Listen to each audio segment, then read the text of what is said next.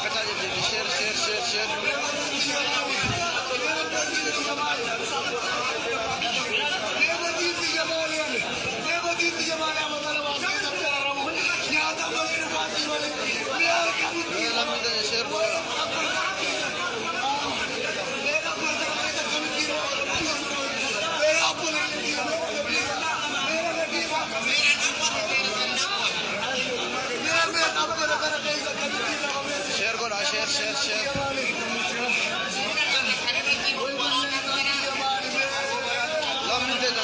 jirti jaalam bitan share godha share godha namni irra guddaan nama marataa jira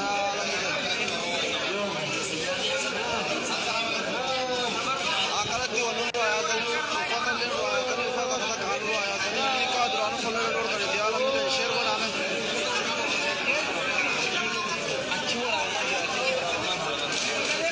share godha teessina ulaaina share inni gargaara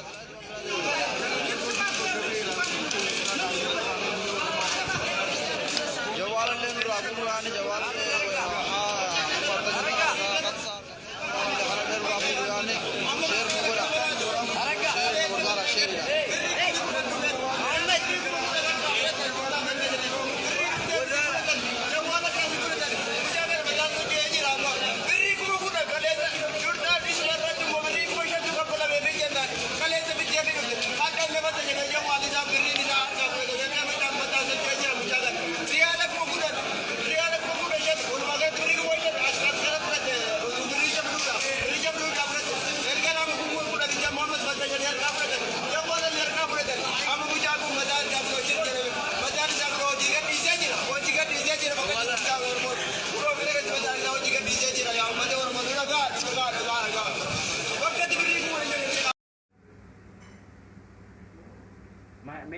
maal godhuu qabna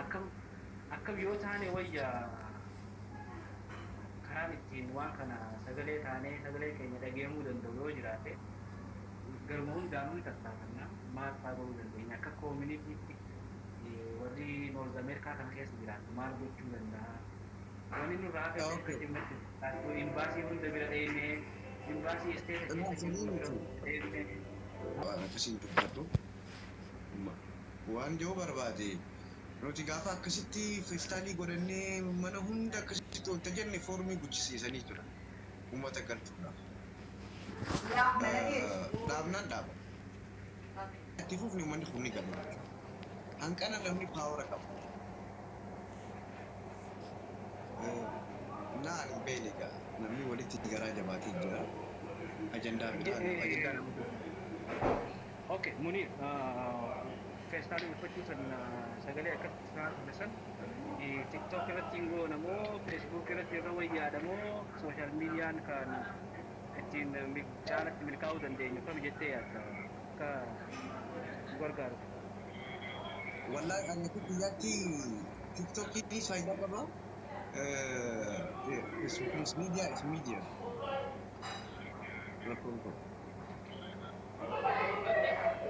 irra caalatti feesbuuk irra wayyaadee no achiinis warri anuma kun feesbuukaadhaan kultuura godheetu jira yoo xiqqaate addunyaan dhageetee jirti addunyaan guutuu jechuudha garuu